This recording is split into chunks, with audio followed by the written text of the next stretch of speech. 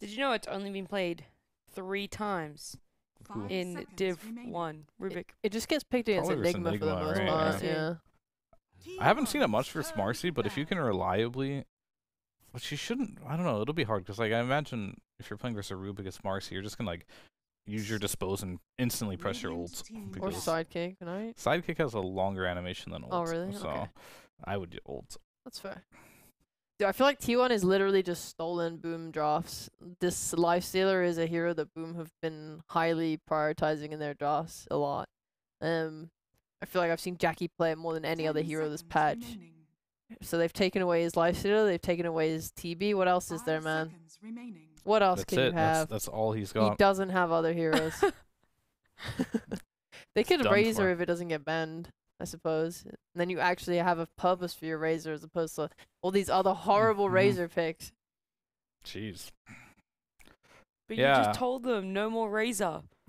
No, They've forgotten. They've grayed out that hero. It's no longer an option for them. do you remember when we said the picture tells it like 1,000 words? So Yeah. the 3 words of no more Razor, but there's actually the rest of the words that say, well, actually, you can pick it if there is a counter for in the game and a purpose and a reason to play it.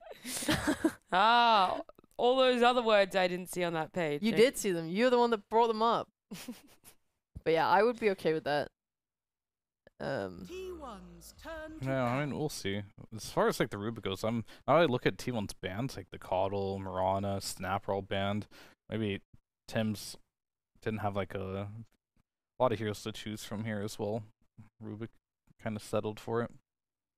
It's okay this game. I do like T1's draft though. This game, they got a little bit of everything. They got the Ember Warlock combo, which is nice. So it's kind of like having a fast hero paired with a slow hero, but also the Fatal Bonds plus Slide has good synergy. Gives team fight for Ember when he wants to go in. Lifestealer is good versus the Mars. It looks good. Do you feel either team's missing anything like Roche taking, objective, team fight? I mean, Boom is just missing a carry here, laning. right? So they just need to pick whatever they think is good for the game. And there's Faceless Void, maybe? yuck, don't do it, please. Please, yes. Please no. Yes! What is their chrono damage this game? Boat. Boat. And then the Heavy scaling. Rubik stolen spells. So T1's saving their last pick here, and you know Cuckoo's he's a counter picker, right? He's got Yeah. a big hero pool. Sometimes he counter picks himself if he first picks his hero. That's why I like seeing him on last pick as well. So he actually sees something. But when he sees something, he's pretty good at adapting to it. Oh, so Bear, I forgot about that hero because Jackie keeps losing on Alright, it. let's go. Viper's in the pool. No, it's not. Veno's in the pool. Let's go. Vipers in the pool was the first thing we banned. No, it's not. Oh, they should just pick Veno here. Come on. Yeah, Veno, all in. Veno Marcy lane versus Ursa. He's just going to cry his way to next game. You've sold yourself on it? He sold it. I mean, I didn't need to sell myself. I already knew. You're all You in. keep I saying this didn't hero, need- but no one ever plays it, ever. This time. This is that's it. Dude, Right. if they do There's pick it, game can for you it. pop Showing. off? Can you actually pop off on Yeah, camera? will you get up and like jump for around. joy? Yeah. I won't. I can't be that happy for Venomancer. Will Sorry. you like fist bump the punch in the air or something like that? I will do nothing Can you but show give you my emotion? normal. Oh, he grimace. does. He giggles. No, I don't. Yeah, you do. I've had you giggle for you. No. Dude, Cuckoo can Yeah. pick anything. I'm going There's no into point. mode despair right now. Okay, okay. Oh my Yes! god! Oh my god! Oh, Let's go, go! King. What a guess. Yeah, nice for you. Yeah! I'll pop off for you, bro. High five. I'm gonna get more and more sad. Yeah, great. I'll leave me Okay. hanging. I'll high five the casters. Come in here, please, Lyrical. God, high five us. Yeah! That's Let's what's going on. This is the hypest I've seen anyone for a Venomancer. No, Dude, we're Venom not was hyped for the we're not hyped for the Venom. We're hyped for you, Fear, Fear. at least like It's for raise your you. arms in the air out of like joy. Damn, dude. The hell? He's I don't know. He absolutely sold Veno, Lifestealer. He's like, this is boring. What are these heroes? Like, come on. So I love these heroes, Warlock, actually. like- This is my style. Well, Lyrical, how much are you liking the Venom? Did you see it coming out? Did you pop off for Fear as well? I didn't pop off fully for him, but I did see it coming. As soon as it was there, I was like, yeah, let's go Veno. I mean, I wanted to say Darkseer, but Darkseer's terrible against Ursa. That's just because I always love Darkseer. But Veno, that's my other disgusting hero that you just gale people and then you know, walk around them in circles. Oh, it's so good. Do you have a little bit more faith in T1 at this time, GoDz? Do you think they have a fighting chance? Yeah, I think Carl needs to have a good game.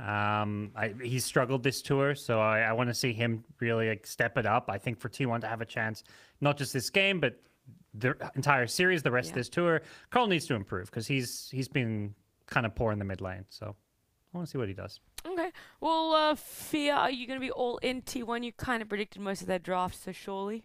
I mean, they got a good draft. I think if they can't win with this draft, they just can't win Ever. Oh, That's you really are mode despair. no. Dang, that Damn. was. Oh no. I thought that was gonna be like a little bit of a, but maybe another game, maybe a series they learn from it. But no, ever. All right, cheap, quickly. The absolute unbelievable levels of hype coming out from Fear have convinced me that this Veno is unstoppable in Dota 2 right now. That's right. We're all in Veno. It's not T1. It is purely Cuckoo Veno that is gonna be taking this game to. Mark my words on Fear's predictions as we jump into it. Thank you so much. Just never a more confident panel, which can only set us up for failure. Gods, I'm excited though, because I think it can go a little bit both ways. Once you get that, like, shard on Ursa, then you can jump out. But that early laning stage, God, it's terrible. Yeah, and look, people can believe in Veno, but which Veno? The other side, we've got a Tim's Rubik. This dude can become Venomancer himself. Yes. I'm excited to see Tim's play Rubik. He's master tier on this here, I believe. He loves his Rubik. He doesn't get to play it in Pro Dota much, but the fact that it's coming out here, I want to believe, like, Boom themselves, I don't think their draft is that bad. Like, Ursa's in for a rough time, but, like, they've got a lot of playmaking out of the rest of their team. Right, and that is something from Boom that we've seen before, is it's not just necessarily Jackie that will pop off. He was obviously a great performance on that Terrorblade last time, but obviously Yopaj has put together really solid performances, and at various points, FBZ has been the one to make things happen. So, maybe if Jackie has a little bit of a worse time, then the other people can pick up the slack. We'll have to see. Yep. And for T1, it's time to start showing up. Like, they can't really afford to lose this series. Going 2-3, I don't think it means they're guaranteed not the major. There might be some like weird tiebreaker scenario with 3 losses, but it's pretty tough and pretty grim at that point. I think their chances start to look really bad. Yeah, and obviously with the ascendancy of Talon, it's looked much like that's the way this series and this season would go. But right now they find themselves an opening onto Gabby, has Feast skilled and nowhere else to go. Sick Charge is barely keeping himself alive. Gabby, oh wait, what? Okay, he had the range. Yep. It looked like he like zigzagged a little bit at the end there. I don't know. I guess maybe he thought he need to fog. I think Tim's was always going to be able to chase him down. Okay. With the 290 movement speed. I mean, Lifesteal's 320, so maybe I couldn't really tell. Yeah. Well, regardless, a first blood opportunity 7 minutes earlier, I think, than we got last time, which it's always good to see. True. Oh man, it's gonna be a happy Tim's Rubik in this top lane now. With that first blood gold, he's bringing out Stick, Tangos, Mangoes. He's got it all. So this off lane's gonna start to look really good for his game. Down bottom in the meantime, Jackie taking a bit of a punishment there. He got disposed and Cuckoo's just spamming into him. Already the Venomous Gale up and online. So this is going to be something to watch for. You did mention the Rubik being a nice answer for the Veno being able to steal those Plague Wards later, but it still can be very annoying to deal with, the big ultis, all the slowdown stuff that they've got going, even as the Kunkas. Yopaj is facing off against Carl in the mid lane. Yeah. I don't think you really care too much when you're playing Veno if there's a Rubik on the other team. It's definitely annoying when he's stealing your like level 4 wards and defending towers, but the purpose of the Veno is much more about giving this Ursa the roughest lane possible, and just really controlling this bottom lane. So, and that's something I think he should succeed in, particularly with a Marcy. This lane just sounds filthy. Yeah. Although, got to be careful. Yeah, being very low. Although the overextension, this might be a dead Mushi, as they will try and punish the old man. Jackie slowed down, could go for a deny here. Gotta be careful. Do they want to do it? Mushi actually looks like he's going to be able to get out of this. With only the 1 point in Gale, it won't be enough.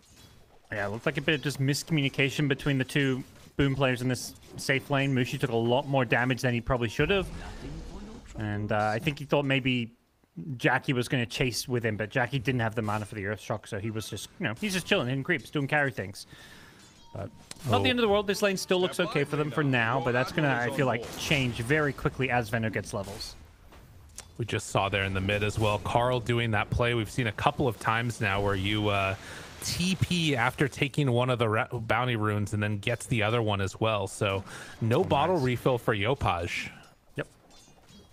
I think at least it looks like Yopaj is fine with that. He buys some extra tangos for himself just to help with the sustain, but he may be just telling his supports, like, I'm going to need a 4-minute rune. You miss a 2-minute water rune, there's also 3-minute bounty runes. Like, there's so many options for a hero like Kunkka who can push out the wave. It means grabbing a bounty rune isn't that inconvenient. Right. Also has the XTP home if things get really dicey. So stuff to watch for there. And at least at the early going, you can see that lane-wise, the Lifestealer is sort of... Actually, it's really just the Mars that's sort of top of the CS in terms of these side lanes, being able to put some good pressure there onto Gabby. 18-3. Yeah, FBC Mars is it's coming back. Mars as a hero, it just feels like we can get some small nerfs, and there'll be other heroes that come into favor in the off lane, but then suddenly teams are like, wait a second, let's just go back to playing Mars. This hero's still good. Like, he still does everything it used to do, just maybe slightly weaker on some of his spells, but you've got a guy like FBZ who's just so good in this hero, and a team like Boom who are so good at playing around these team fighting off laners. They're going to find a lot of success. Jackie tries to jump away, but 2 points up in Gale. Maybe going to go for a deny here on Mushi. Does he get it? He's going to leave him. No. Ooh, okay. Gets brought down. Yeah, it looked like he decided not to deny, and he had double ring, the regen plus the health, so maybe he thought he could regen through it and just miscalculated. Veno did have 2 points in Gale, which is a pretty big, the damage tick triples from level 1 to level 2, so maybe he just didn't realize it was level 2 Gale. Yeah. Well, that is a nice kill down bottom, what you would anticipate from this type of a lane. And now Mushi trying to go on to Zephyr. Does have the dispose ready. Cuckoo down low as well. And it looks like they're going to not go for any more here. Man, not the worst bottom lane so far. Like, Ursa did get forced into this kind of unorthodox build, but usually when Jackie plays this, Ursa goes Battle Fury anyway, so rushing the Ring of Health to go with the Ring of Regen, not like the most suboptimal build. But this lane's going to get much trickier. Like, level 4 Veno now, so 2 points in the Poison Sting and the Gale. This is where I feel like this lane starts to get really unplayable. Unless you can, like, get a TP rotation from someone like Rubik. Right. Mushi, in the meantime, is going to get chased down here. They had that ward just now expiring, and will find him. Dispose back. Mushi going to die, and that is the earn charge as well. So now a third tick of DOT coming in for Cuckoo. Yeah, that's really nice. Getting that earn charge right away. Uses one on himself, but now he still has the one extra to use offensively. He's going to make sure that he uses it and gets a kill so we can get another double charge going. This Ursa may just be forced in the jungle pretty early on here. Or we're going to have to see some kind of rotation. That's the one thing. The weakness of the Veno offlane is always the rotation potential. Kunkka's, level 6, so there is potential for a TP in, or Yopaj with a power rune can make that move. And Yopaj doesn't get a rune. It actually spawns down bottom. It's going to be an illusion. You can see Cuckoo playing a little bit more safe since he knows that Marcy has left Zephyr heading towards that mid lane. And both side lanes from Boom sort of in a delicate position here. See if FBZ getting closer to that level 5 can make some type of a play happen, or if he just wants to keep farming and stay in this lane against Gabby. Yeah, it probably depends a bit. I guess, yeah, he could theoretically be the one to make the move onto the Veno bottom. Ooh. Instead, bottom, Jackie has got a he's TP, but he's holding Dispose. Smart of Zephyr not to use this Dispose until they've guaranteed the kill. And that is going to continue to happen until Ursa gets level 6, which is a ways away. Man, level 4 on the bear. What we thought might be a problem has happened. Mid lane, Carl's been able to take a slight lead over Yopaj, although both of them have their ultis now. The rune of illusion. Yeah, I think at this point, Ursa, I would say just needs to reconsider going to this bottom lane. He's going to TP back in, but if he's going bottom lane, he needs to be communicating with Mars and Kunkka and have one of those two ready to TP if he gets gone on. Like, that's how you punish this Veno, but Veno's got the range off. He's doing everything. Veno probably knows there's maybe a gank coming his way. Right. I'm playing it a little bit safe. Dyer actually scan and see that Kunkka's up top farming these stacks here. That's a smart scan. Because, you know, he's off the map. You're worried he might be ganking the side lanes, but they get that read that he's just jungling it up with a stack there. And with that, they will keep pressure down bottom. There is Tim's in the area as well. He's going to stack up some jungle also. And Zephyr making the move over to try and secure the 8-minute rune. Carl is there. Oh, misses on the chains, actually. And it is going to be an arcane rune bottled up by Yopaj now. Yep. But Carl, yeah, the maxed out Flame Guard, he's pretty unkillable. The Kunkka combo is just not going to be doing enough damage to bring him down. They go on Cuckoo bottom. He's been caught out alone, yeah. And no way out of that. Fairy Fire tries to walk away, getting over towards Zephyr. The slowdown is there. And has an urn afterwards. Jackie turning. Cuckoo, oh, he gets the salve broken. The vision in the area. Carl right on top of Mushi, going in for the final touch. Does he have enough for the kill? Tries to fog it out. Manages to get away, and that's going to be an urn charge picked up as well. But in the end, the boat coming out might be enough to take down Zephyr. Tim's chased a little bit further by Carl. Jackie lived through it all. So it ends up being support for support. Yep. Not bad. Oh, man, Cuckoo barely had like 10 health. I don't think... I mean, he knows there's a ward there now, but yeah, he was not expecting to get his self canceled. It was almost like he didn't realize Mushi was just on him, right-clicking away. Nice play there to steal the bounty rune. Yeah. He does have Remnant and not quite enough mana to get out to it, but yeah, he's going to be cool. Back to the mid lane he goes. He might get a bottle refill here. Yep. Nice. Just in time for the Zephyr TP. And yeah, Carl's in a really good position to have a very active game here. Cuckoo's staying alive in the bottom lane mid. He's got to finish his treads. He's leveling up the Plague Wards now, so not going all in. And they're finding kills in mid. Dive on Tim's. Easy snipe there. Nice. There's just so much activity available to T1 when you've got this Marcy plus Ember who both had this good start. Just completely different draft to game one. They can actually make plays here. On Cuckoo, unfortunately, it's going to be the one that gets jumped on now by Boom, so they'll make a play on that Venomancer. Like you said, these rotations are key to shutting down that oppressive feeling that you get in a Veno lane. And that's buying a lot of space for Jackie. This is exactly what Boom need to do. Yeah, you got to try and punish any time he gets left alone there.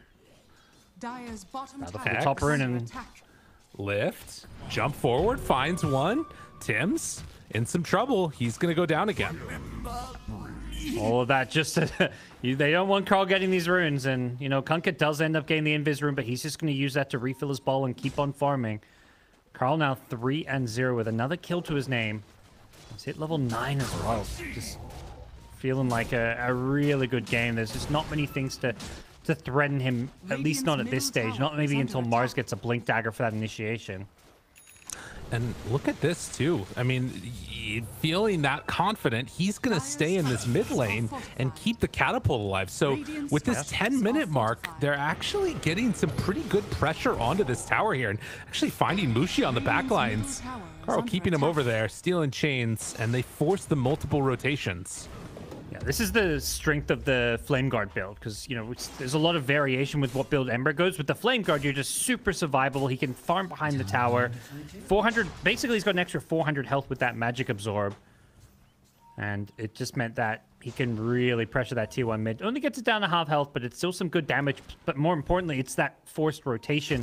By bringing heroes mid, it means Cuckoo is not getting pressured and ganked bottom, because that's kind of what, you know, there's this kind of tug of war between both bottom and mid, where if you leave Cuckoo alone, they're going to go and gank him unless you're pressuring mid lane at the same time. Dire are scanning. Well, Cuckoo now has his ulti available, is going to start dropping down these Plague Wards and hoping to catch somebody. They do connect with the scan. Ember and Warlock right behind with 3 points in Fatal Bonds. They're going to send in Zephyr to start. Dispose afterwards. Big Golem drop down. And then the combo coming out afterwards with the boat, but will it be enough? They still have to be careful. Veno has ulti available. FBZ going to find Cuckoo. Connects onto both of them. Tim's steals the Gale. Cuckoo will drop. But Gabby looking for the run now down onto FBZ. This is looking pretty solid for T1 after losing a couple of heroes. They're going to take down 3 themselves.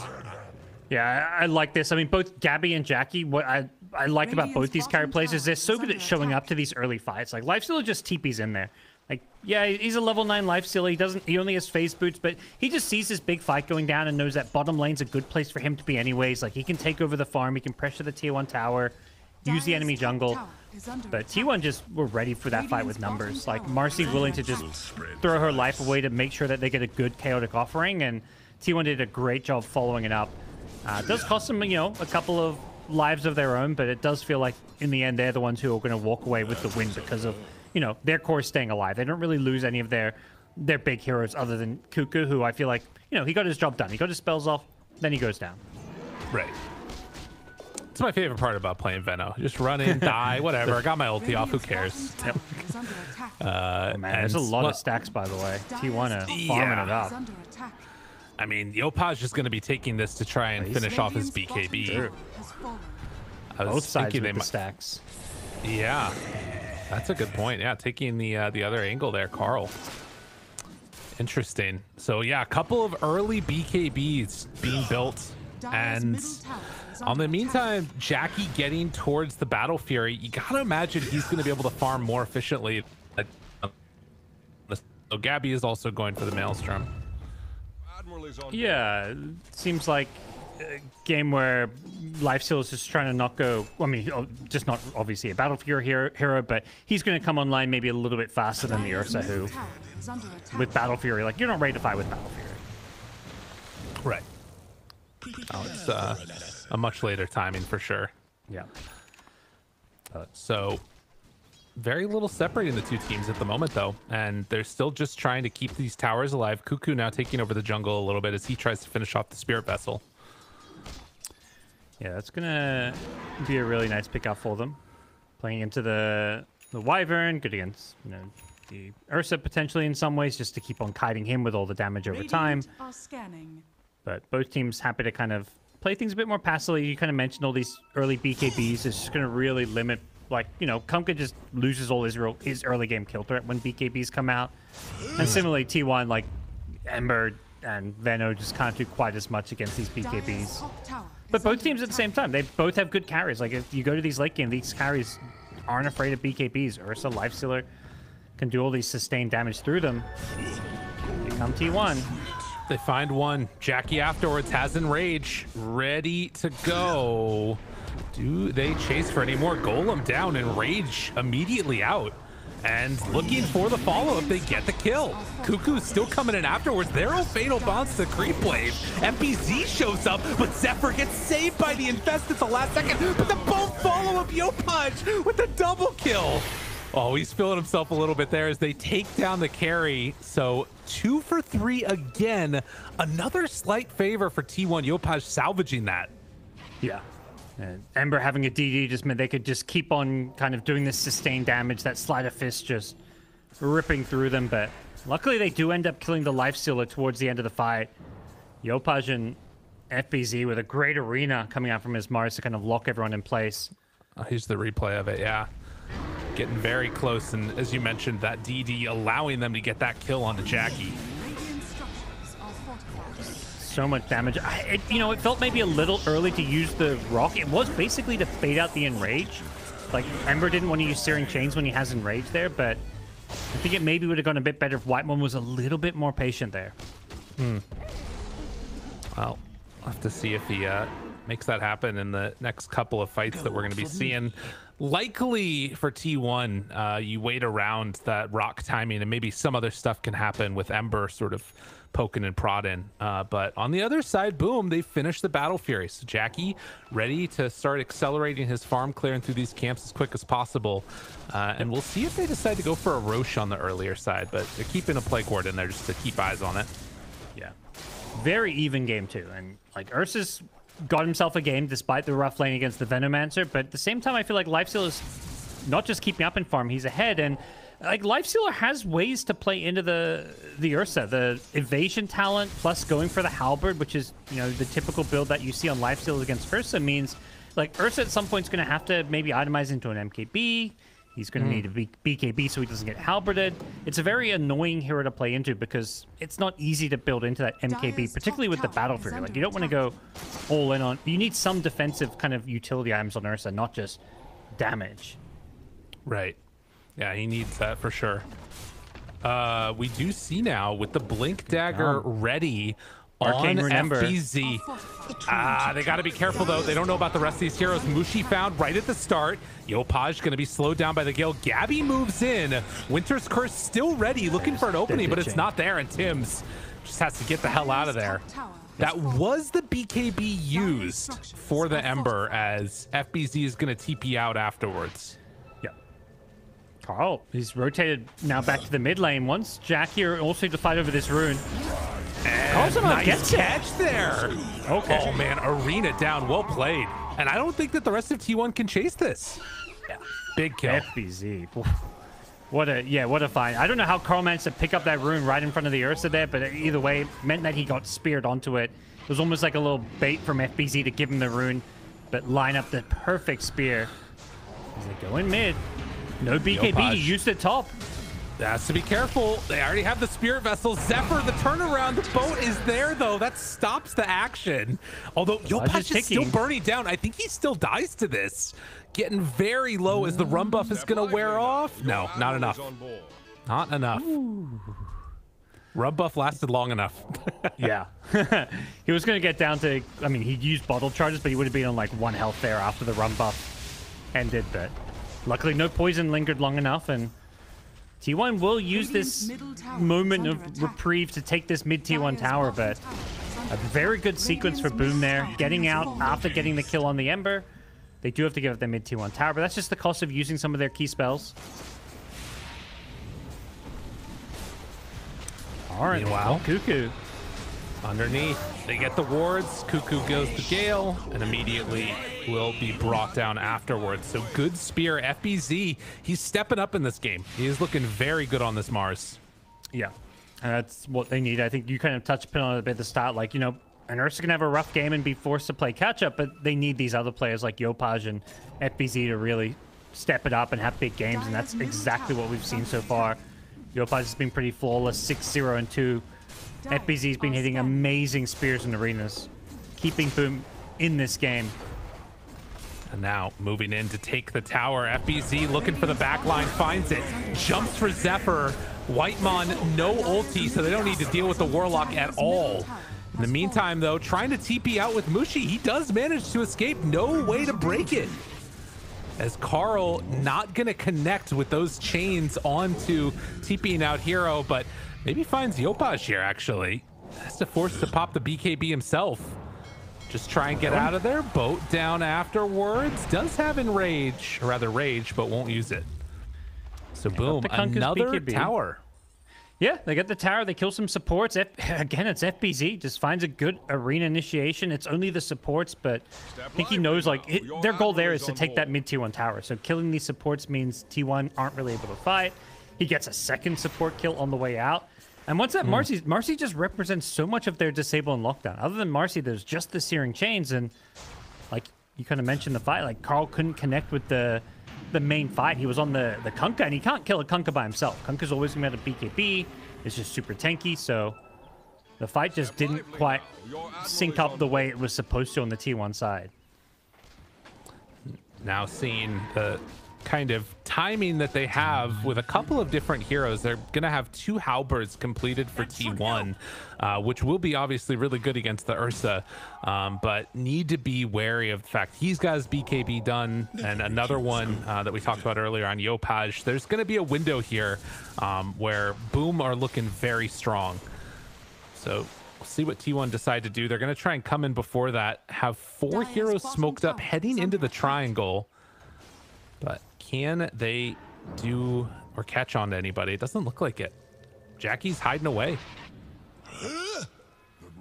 Position well, and even if you do manage to find him, he's always got that BKB. Aethelon's Marcy is just, you know, Marcy's their only stuff. Like, Ember's control, but it's control you can always BKB off, so I don't think you have the ability to burst people during just a Marcy dispose. At least not these cores. Support, sure. Yeah, and Mushi is going to get killed there. So forcing him back, not bad. And I think realistically, the supports are your top targets. Like these 3 cores on the Radiant side are all 2k plus health. 2 of them have BKBs. FBZ halfway to 1, so you've got to deal with these supports because stuff like Winter's Curse and the Rubik with telekinesis and his spell steal what could win Boom these team fights. So as much as possible, Ember, Marcy, these heroes want to just make sure that you deal with this Wyvern particularly. Yeah, Wyvern's the key hero. It's going to be TPing out to the tier 2 tower while the rest of the 4 get together on Boom looking to take a fight. Gabby could be their target. Do they jump right onto him? Marcy's there, Cuckoo as well. All of them scouted. There's great vision here from T1 and they're looking to back away from this fight. And it looks like with that, just retreat back to farm. Does seem like they're happy just to, kind of play that slight economy game. As long as you can see where the enemy are and know where you can farm safe on the map, and you want to keep Boom out of this Roche pit. Like they've got the Ursa, you do not want to give them an easy free Roshan. Dropping plague wards around. FBZ maybe anticipating that a Roche fight could be going on here themselves. Yopaj is going to have the DD popped. Mushi tries to walk up, scouts out the ward with the plague ward, and will start to deward it. But in the meantime, they're just positioning around each other. Yep. Very much one of these kind of standoffish games where both teams are going to be like battling over vision, really trying to control the Roche area. Catch. Right at the start, they got him. Can't get inside with Zephyr for this post, but he gets the BKB. Winner's Curse afterwards, but no damage. Great ward in the area. But Boom, they have to be careful. They're all fatal bonded together. Boat is going to go out now. So the slow continues. Yopaj finds the kill onto Marcy. Clean as can be.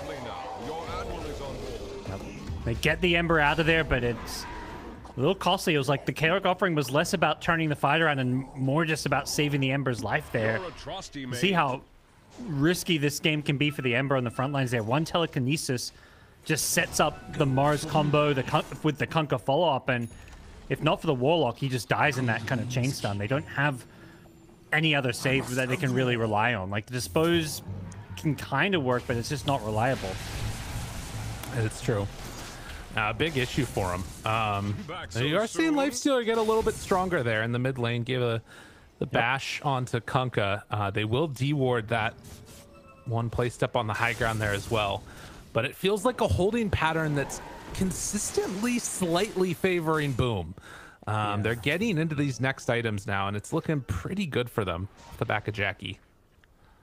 They're just, that little bit more efficient when it comes to farming. Battle Fury, Ursa, Kunkka, Tidebringer, built-in cleave. And yeah, Lifesteal's gone for this Maelstrom to give him some farming ability, but he hasn't been able to keep up with the Ursa, who's now almost 2,000 gold ahead of him. So despite Lifesteal having the much better start, it has not stayed that way. Lift mid. Tim's lift into Spear Arena down. Gabby tries to get out, has the Infest, but it won't matter. Jackie gets the kill, and that one hurts. That one hurts a lot. Yeah. This lift from the Rubik is just making it so easy for FBZ to combo people. Doing those spears, pre-spearing before the arena, just landing it perfectly. FBZ is such a Mars specialist, and now that opens up Roshan. With Lifestealer dead, there is no window here for T1 to try and break on into the pit.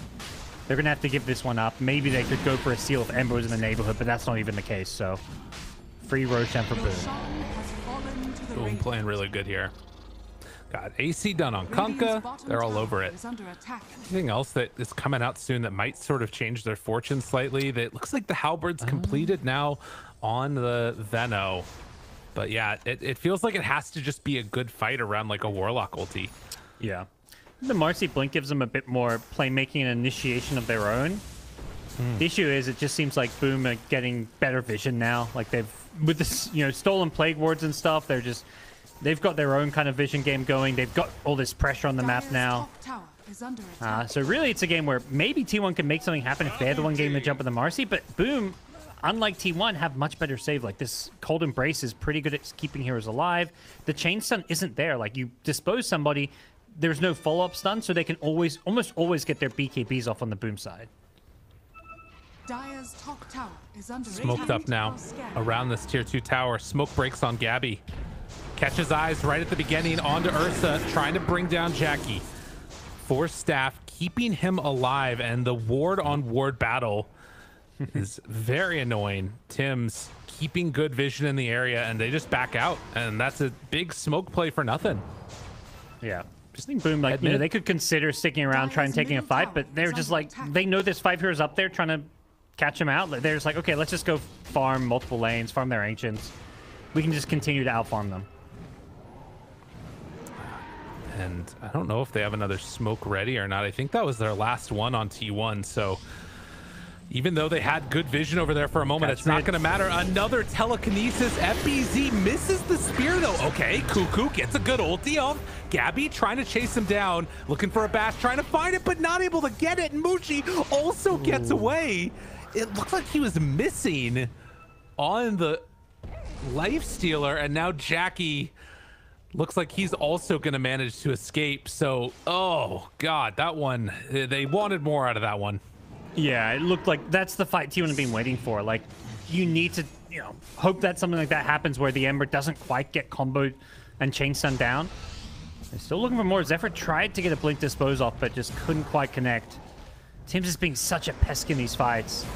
Mentioned how Wyvern was kind of the priority before. It may just become Tim's because of how much control he brings to the table. That telekinesis setup is just the bane of T1's existence right now. Anybody getting caught in that is getting instantly comboed up by the Maris.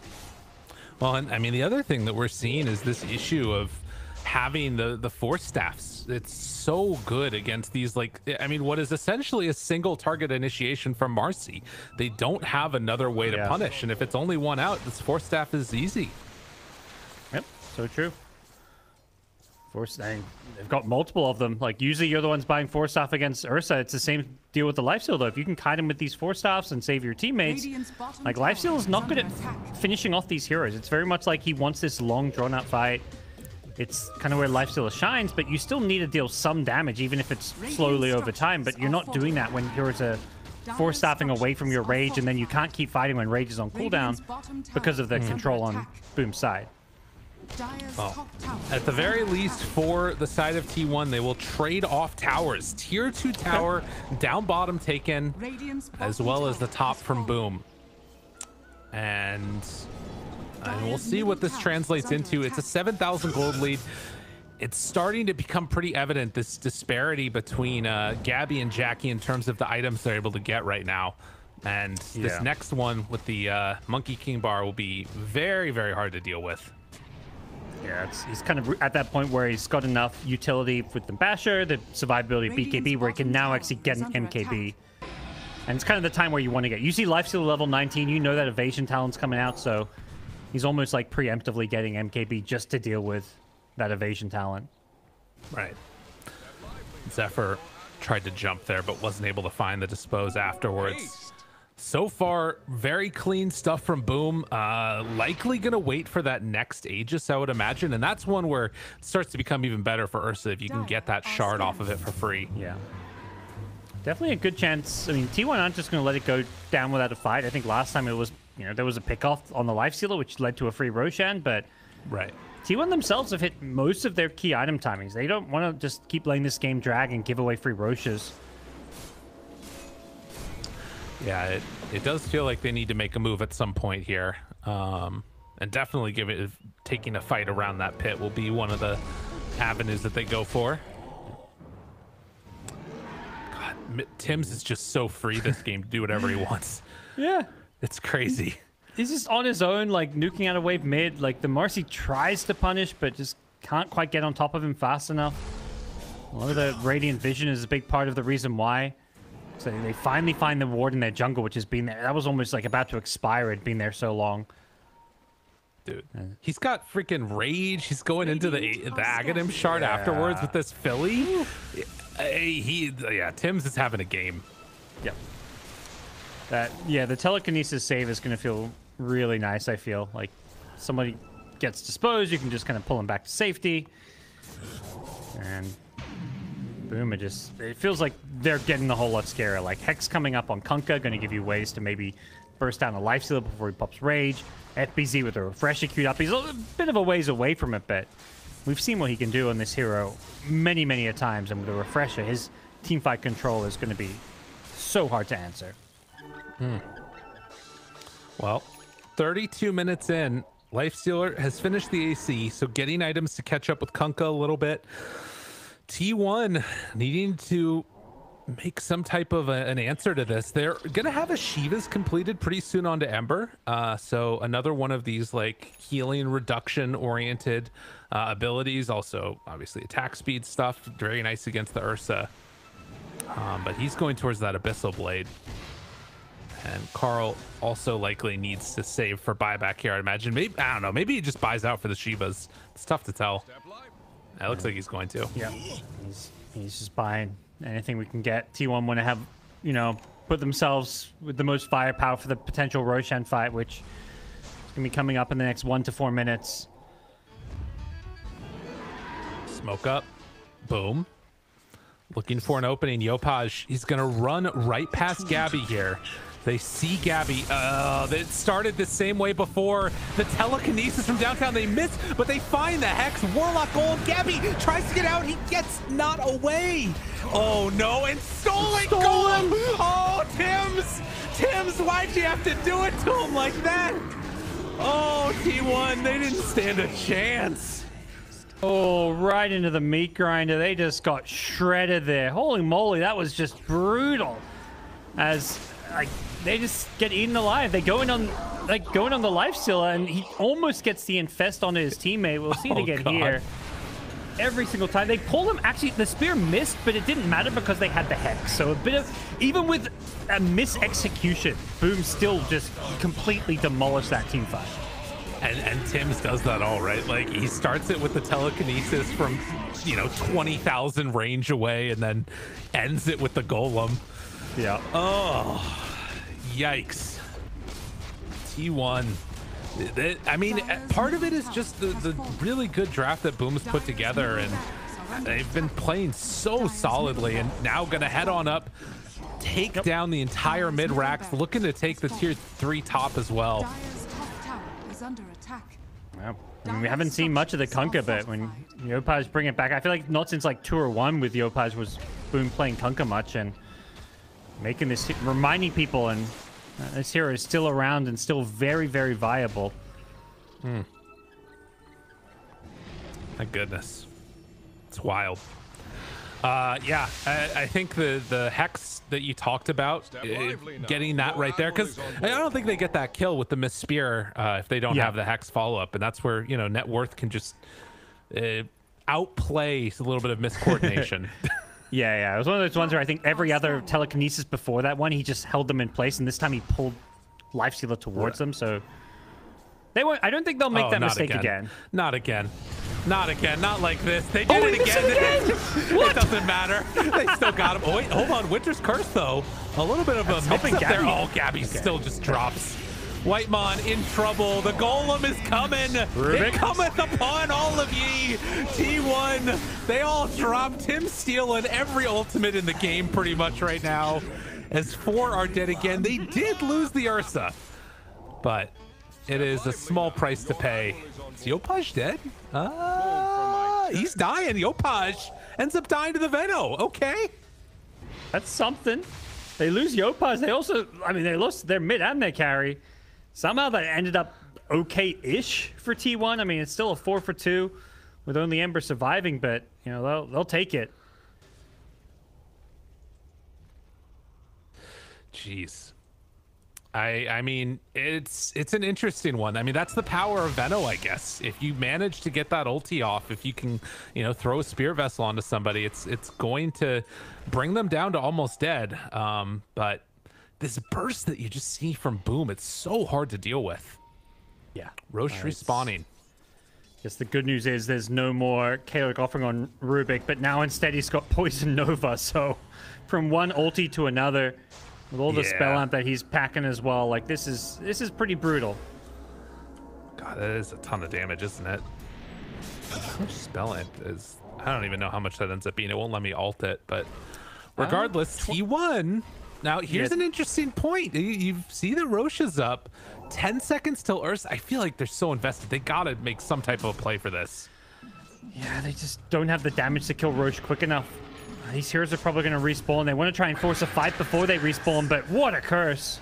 The winner's curse right on top. They move on in, going to infest, keep them alive. Marcy down low, second round of the refresher. They get the ulti off from Tims. Now the golem drop down from Whitemon. Cuckoo low, Cuckoo going to die.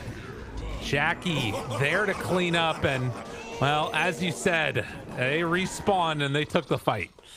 Yeah, they're trying to force it so hard, but you're just running from low ground to high ground when your enemy has a ward. They have vision. Mushi is ready with the curse. They don't finish him off during it, but it sets up like 4 hero curse.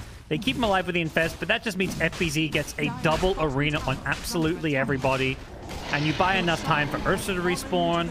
He comes in, he gets some cleanup action. It was just, you know, kind of a Hail Mary from T1 where they just had to run in blind. And I mean, there were some questions about how Mushi would play on this Wyvern. I mean, it's definitely not been like completely flawless from him, but he's been really solid. Definitely have enjoyed some of his plays this game.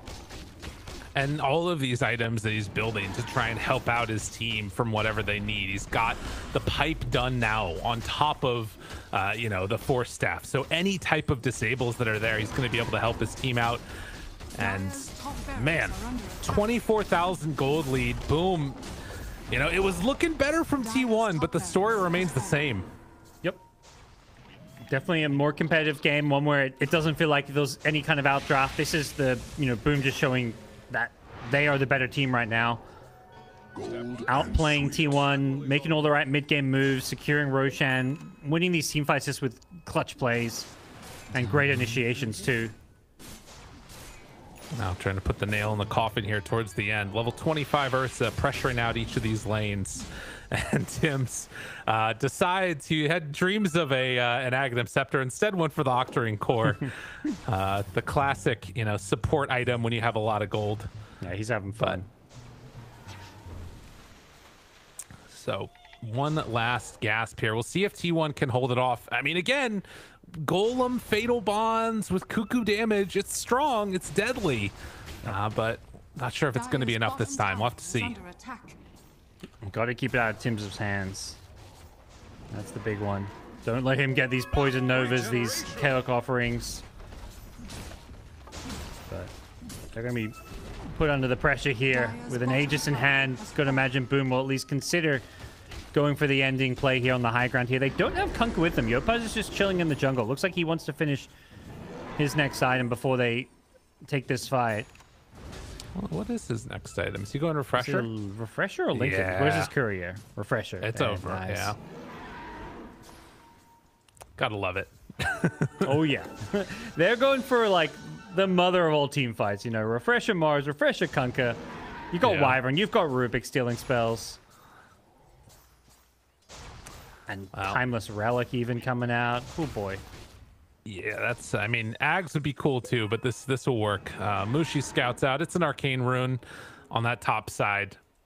Boom, ready to go. Start building the little collection of Veno wards. And a battle. Wait a minute. Jumps in, finds one golem afterwards. Do they have enough? Yopaj, FBZ right on top of Carl, trying to kill him off. The stun is there, more than enough for the finish, as they won't lose anybody but Mushi, who buys back and now is ready to go for another round of it. Zephyr disposed, but they got him. Tim's right on top. And there for the finish. Yeah, Kunkka just pops his Refresher for the double hex, just to make sure they kill the Ember there. He had the Arcane Rune too, so his Refresher's not even got that long of a cooldown. And they find him again. Gabby, although another spear mix-up with the telekinesis. Ulti right on top, boat gonna land afterwards, and no enrage, nowhere to go. Zephyr tried to dispose, it wasn't meant to be. As they move in for another kill, pull back in the Warlock, he's gonna be hexed as well. Nowhere left to go as Boom are gonna take this series 2-0 over T1. GG Colt. Dire's middle tower has Very fallen. convincing, Lyrical, I gotta say. Boom, like game one, like much better draft. They just completely crushed them. This game, you know, I think Boom's draft we saw as it went on, like had much better ways to start fights. But, you know, they had some weaknesses they had to overcome, particularly that laning stage. Ursa was given a really tough lane. It was a great Venom pick, but Boom had the answers. We got to see some Tim's Rubik really kind of pop off this game. And the stand-in, the coach, Mushi, just doing his job. Just all around, honestly, just this gives me a lot of hope for Boom just to, you know, end this tour pretty cleanly, even though, you know, they still have some series left to play. Right, yeah. I think that anytime you can sort of lose one member and then still maintain that same level of power, it shows that it's not just the players. It's like the system this team is built is showing success. So very, very cool. And of course, at the end, everybody tipping Mushi. That's what you like to see for the coach. So an impressive display. T1, a rough one for them. I'm not sure where that places them as we get towards the end of this, but definitely not the way that they wanted to go in the hopes of making it to that major spot. So we'll let the panel break down all that stuff as we head on to a quick break, and we'll be back in just a few to get that in the interview. See you then. It's a matchup we all love watching. Boom up against T1, but today Boom were just the better team. They had a phenomenal showing, not only in the game one stomping, but also here in game two. T1 though did have a little bit of fight in them in this game. They had a draft that you're a lot more in favor of this time for year, and because of that, it felt the laning stages went a little bit more even. I'm not necessarily going to say in their favor, but it definitely felt more even. I mean, yeah, for sure. I think this game for me came down to like Veno did pretty well in this lane. He ended up going on a killing spree, but Yoposh started rotating on his Kunkka and ended up shutting down Cuckoo, which was really big. I would have liked to see this game turn into like both mid laners just collapse onto this Veno Ursa lane, and that would have been much in favor because this was the last pick Venomancer, right? They needed to like make this work instead of Yoposh just going down there and getting these kills over and over again on the Veno. I'd love to see Ember just skirmish and make Ursa be part of like all these fights. It would have really benefited T1 if that were the case. I mean, we can just talk about Boom and just the phenomenal plays coming out from them, the team fights and the synergy, everything from the Rubik steals to the arenas. There was so much going on for Boom, everything so much in their favor. Yeah, they were like just getting better and better as time gone on because they got like their refresher on Mars and they made so many good plays with that. I mean, gosh, so much went in their favor, but I thought they did a really good job of like making the most of moments. Like when Roche was starting to look to respawn, like they smoke out, that's when they catch Lifestealer on mid with the Rubik Lift. There was like a little bit of like missed spell usage where they would use the Rubik Lift and the Mars Spear would miss and so on, but like these catches were phenomenal. They got the Hex on the Kunkka, like they're just controlling the Lifestealer. There was the really good time when they were holding their triangle and like they break the smoke and Mushi gets that fantastic like Winter's Curse into the double arena spear. Like, oh my god, like the spell casting was so hype. Like I'm literally on the couch like, oh my god, you know, like it's just great to watch. Like the T1 clumping up that way they did, obviously like massive mistakes made. But it's hard. They don't have a lot of like this like combo breaking stuff. They have to use like Warlock Golem, and like we saw mid when they used that, Rubik managed to steal it, and then that turned into a reverse combo onto them. The hero that's really important, or the one that really stands out that I want to hear you talk about, Fear, is Veno. That's the wrong game. Huh? Yeah, I was gonna say I don't know why we're looking at Bristol TV. I was gonna bring it up, but we're looking at the stats from game one, not game two at the moment. So I mean, Venomancer should have. I mean, I brought it up a little bit earlier. Like, it did okay in the lane. It did its job, but Yoposh did a great job this game and just shutting it down, making the rotations. Veno's a very easy hero for Kunkka to kill in the early game. Really needed Carl to make some rotations following this Ursa slash Kunkka to make this Veno look better. But that's just the fault Veno has. It's not picked very often, because it is very easy to gank if you leave it alone. You have to put a lot of time and resources to make sure this hero can continue pushing forward, because if it gets on the back foot, it's a bit of a feeding type of hero. Yeah, these are the correct stats this time. The correct heroes. I feel like I already know where the answer's gonna go, but I'm gonna ask it anyway as we're flicking through these stats. Is there a hero and/or player that really stood out for you guys in this series as a whole, not just this game? I can only say Jack Boy, my idol. Really? Dude, his Ember was so good game 1. Like, come on. Like, he was absolutely insane. I actually thought you were gonna say someone else. I won't lie. Oh, okay. I mean, well, does I'm sorry. I mean, FBZ in game 2 was like phenomenal. of Yeah, course. that's what I thought I mean, you were okay, gonna say. like I love his Mars, but like his Yopaj's Ember game 1 had so much impact. He was just going between kills. Actually, you know what? I'll give it to You're- FBZ. No, I'll give it to you're FBZ. forgetting someone here. I'm not gonna give it Yeah. to Mushi. Why not? Do you sure Skim has job security after this? Stomping T1. He had pretty good cuddle, but his Wyvern left a little bit What do desired. you He mean? was feeding. He needed to warm up. Let's be real here. His Okay. curses late game were I mean, really that's good. true. You're right. You're So right. like the early game, he was just warming up. You had to get a feel for it. Back to Pro Dota, it's been Yeah. a while, and then he had really good curses that game in game 1.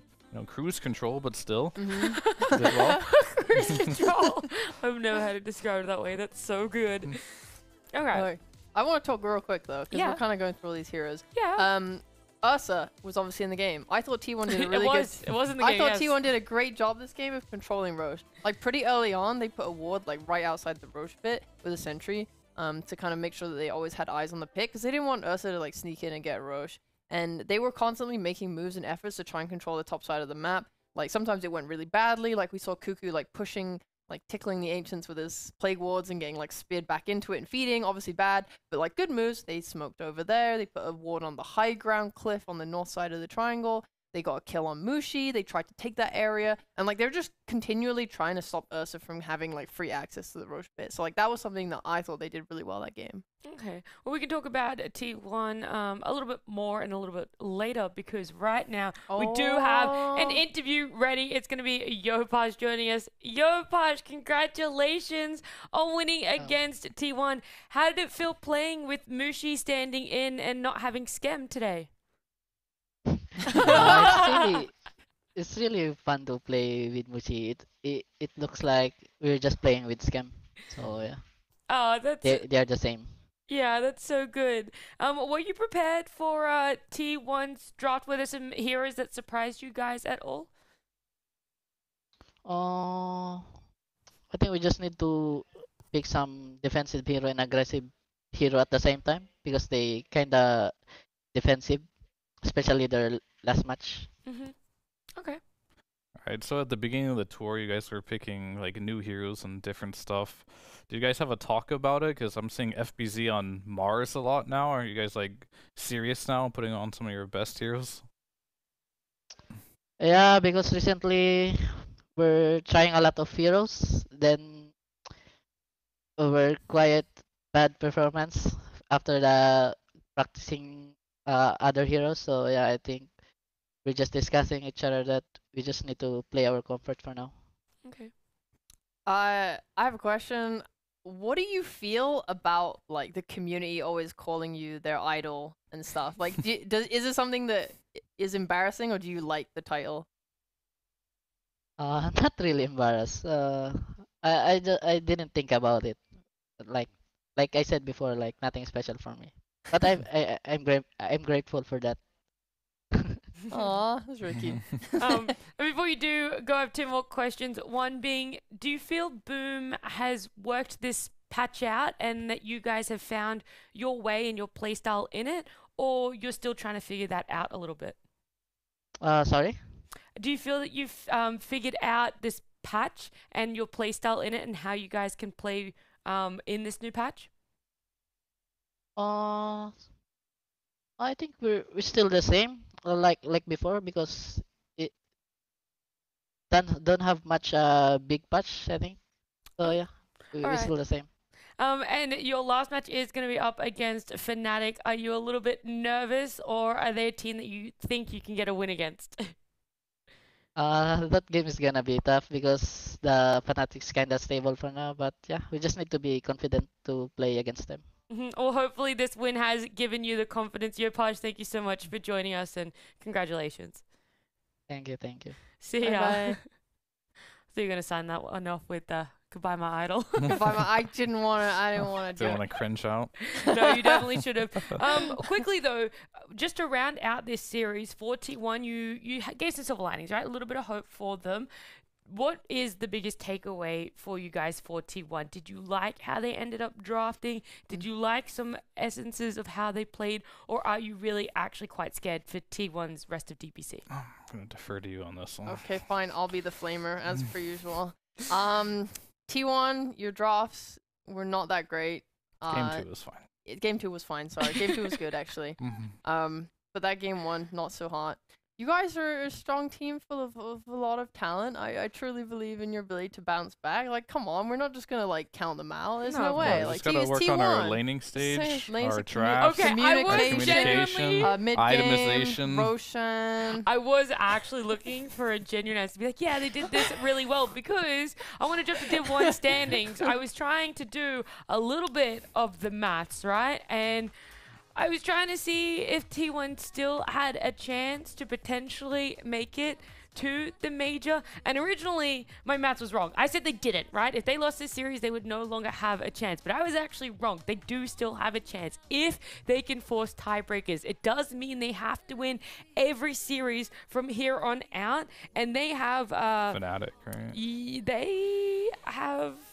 Yeah, Polaris and Fnatic are the two remaining series. Okay, I think they can beat Polaris. So even if they get the win of Polaris, they have to be able to beat Fnatic and force some tiebreakers. So, like I said, we might be in week 5 right now of SEA DPC, but it is still not clear who definitely is going to the major 100%. It's definitely Talon. Definitely Talon. All the way. All the way, baby. Yeah, all the way to Let's TI. go. No, you don't know that one. I do. He does. That's where you're wrong. This is the year of the Talon. He said it himself, week 1. You have said it Yeah. many a times. But yeah, so there are Div 1 standings. Are you guys surprised that we don't have someone guaranteed major right now? No, not at all. No. This is the strongest seed Div 1 has ever looked, I think. So, I mean, any region, this is like the most competitive, I think. yeah. Mm-hmm. I was looking at Europe West. I was like, I don't know who's meant to go down in this team. Like, same with C, kind of.